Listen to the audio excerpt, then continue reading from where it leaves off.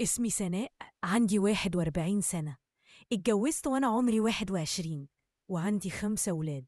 الكبير في تالتة جامعة، والوسطانية تانية ثانوي، والصغير تالتة إعدادي. كنت عايشة حياة مستقرة، وجوزي ما كانش بيخلينا محتاجين حاجة. كان بيشتغل أكتر من 3 شغلانات عشان يكفي طلباتنا. كان ليا واحدة صاحبتي وجارتي ساكناه معايا في نفس العمارة، اسمها هدى. هي معاها ولد واحد من سن ابني الوسطاني، وهم كمان صحاب. بس جوزها ربنا فتحها عليه وندينه من وسع. عنده معرض عربيات وبيتاجر في قطع غيار السيارات، والفلوس عندهم ملهاش حساب. كان بيجيب لها دهب كتير، وبيجيب لها كل اللي هي عايزاه، سواء ليه لازمة أو ملوش لازمة. وبتروح تعمل سونا وتدليك على طول، وبتعمل شعرها وضوافرها، ومهتمة بنفسها على الآخر.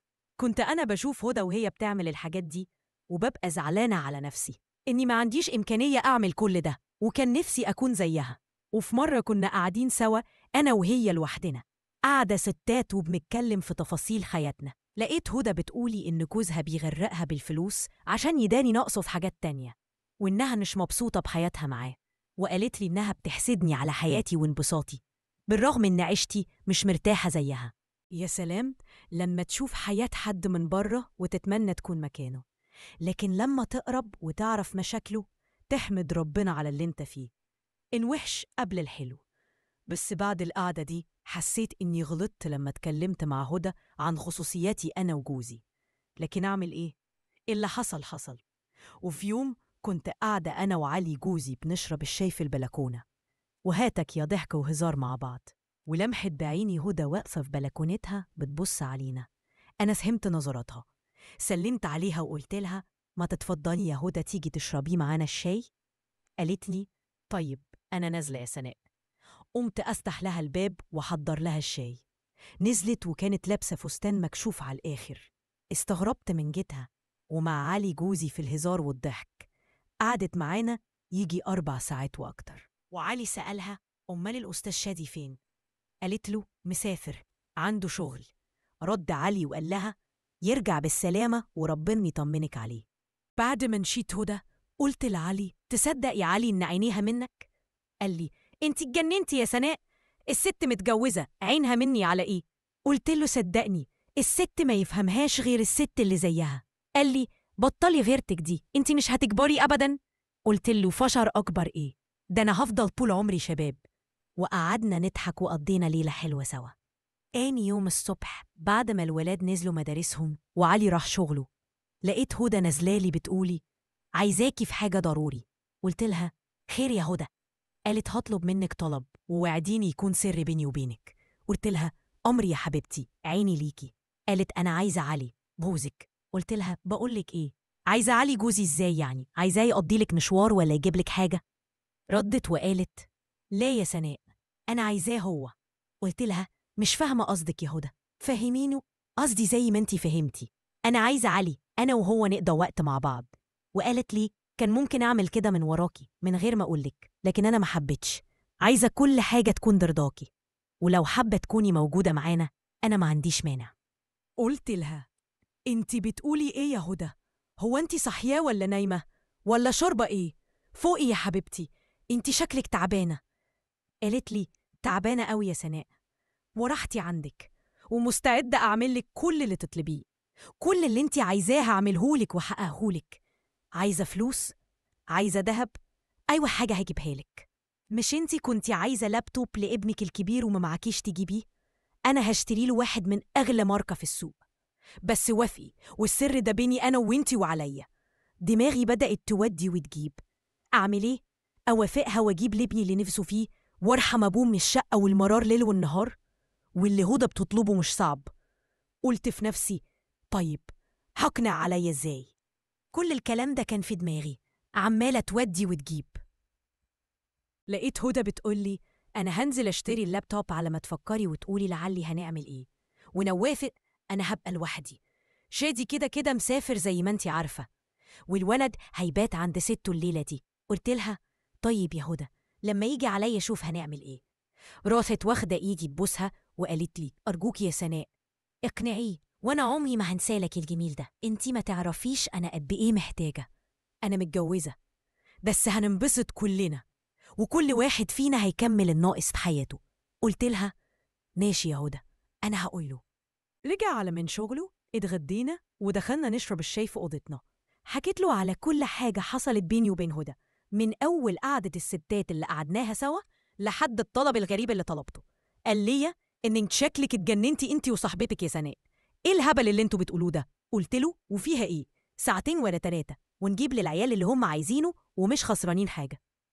انت عارف اللاب ده بكام وكنا هنحوش قد ايه عشان نجيبه؟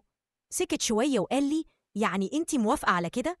قلت له ماله، هي اللي عايزة، وبعدين كان ممكن تعمل كده مع أي حد، لكن هي عايزة الموضوع يفضل بينا، وإحنا جيران عادي نزور بعض، الحكاية هتبقى سهلة. قال لي خلاص اللي انت شايفاه. وفي اليوم ده كان أصعب يوم، زي أي حاجة في أولها بتبقى صعبة. طلعنا عند هدى وكانت محضرة لينا عشا فاخر، وكانت اشترت اللابتوب. بعد السهرة نزلنا شقتنا، وعلي كان مزاجه حلو قوي وكمل معايا الليلة وقعد يقول لي كلام عمره ما قاله من ساعة ما اتجوزنا، وكأني حسيت إن هدى كانت مسحراه. بعدها علي قعد من الشغل بتاع بعد الظهر، وأي فلوس كنت محتاجاها كنت باخدها من هدى. وبعد شوية هدى طلبت إننا نروح معاها مشوار أنا وعلي، واتقابلنا وخدتنا وودتنا على منطقة بعيدة كده وهادية. فرجتنا على شقة، بس مش أي شقة، حاجة جنان، وقالت لنا إحنا هنتقابل بعد كده هنا، بعيد عن البيت والولاد، وكمان عن شادي جوزي، عشان ساعات بيكون مش مسافر وأنا محتاجة نتقابل. فأنا جبت الشقة دي عشان نبقى فيها وقت ما نعوز. كل واحد فينا كان معاه مفتاح للشقة، وخلاص إحنا التلاتة اتعودنا نكون مع بعض، وهي ما كانتش بتبخل علينا بأي حاجة، وفضلنا على الحال ده 25 شهر. بعد 25 شهر بحالهم بدأت أحس إن علي بيتأخر في شغله. في الأول ما كنتش مركزة، وبعدين ابتديت ألاحظ إن تأخيره بيتكرر، ولما اتكرر كذا مرة حاولت أتصل بهدى أشوفها فين في الوقت اللي علي بيتأخر فيه، يمكن يكونوا بيتقابلوا من ورايا. كل ما اتصل بيها ألاقيها مش بترد، وساعات ألاقي تليفونها مقفول. الشك دخل قلبي، وفي يوم كلمني علي وقال لي إنه هيتأخر زي عادته. قلت له طيب تيجي بالسلامة، بس هو كان واثق إن مش هروح الشقة دي غير معاه. في اليوم ده رحت من وراه واستخبيت في الأوضة عشان أشوف هيجي هو وهدى من ورايا هيستغلوني على إيه. بعد شوية سمعت صوتهم داخلين سوا، جايبين معاهم أكل، وقعدوا يتغدوا وانبسطوا، ولسه داخلين على الأوضة يكملوا ليلتهم لقوني في وشهم. علي ما بقاش عارف يقول إيه، لكن هدى وقفت بعين قوية وقالت لي وإيه يعني؟ هو هيفرق معاكي إيه؟ إحنا كلنا مع بعض، وبعدين انتي عارفة يا سناء، ومقابضة التمن، بلاش تعيشي دور الضحية. وبعدين قالت لي عايزة أقولك على حاجة كمان، أنا وشادي انفصلنا من 60 يوم، واتجوزت أنا وعلي عند المحامي، ودلوقتي أنا زيك ليا فيه زي مليكي، ومن حقي يبقى معايا لوحدي. كل كلمة قالتها هدى كانت صح، أنا اللي رديت من الأول إنها تشاركني فيه. ما كنتش عارفة إن النهاية هتكون كده، وإنها هتطخه مني. دلوقتي أنا محصورة على جوزي اللي سلمت لها بإيدي، مش قادرة أنطق ومش قادرة أتكلم. هقول إيه؟ ولو اتكلمت الناس هتصدق كلامي؟ بالعكس، هيقولوا عليا مجنونة وهفضح ولادي وجوزي. أنا هتجنن، حاسة إني مشلولة، مش عارفة أعمل إيه. قولولي أعمل إيه، وأنا هشوف كل تعليقاتكم. القصة دي بتورينا إن الطمع ممكن يخلي الإنسان يعمل أي حاجة حتى لو بتخالف مبادئه وأخلاقه. سناء اللي كانت بتحلم بحياة صاحبتها المرفهة سابت نفسها لمشاعر الغيرة والطمع، وده خلاها تدخل في طريق خطر، طريق نهايته كانت مريرة. افتكرت إنها ممكن تسيطر على الموقف وتاخد اللي عايزاه من غير ما تدفع التمن، لكن اللي حصل إنها خسرت جوزها وبيتها وكرامتها واحترامها لنفسها. القصة دي درس لينا كلنا، الحاجات اللي بتيجي بسهولة بتروح بسهولة، والعلاقات اللي بتتبني على أساس مادي أو مصالح شخصية مش ممكن تكون قوية أو حقيقية. السعادة والراحة مش في الفلوس ولا في المظاهر، لكن في الرضا والامتنان للي عندنا وفي القيم اللي بنتمسك بيها.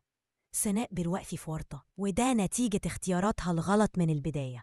علشان كده لازم نفكر كويس في أي خطوة قبل ما نعملها، خصوصاً لو الخطوة دي ممكن تغير مجرى حياتنا بالكامل.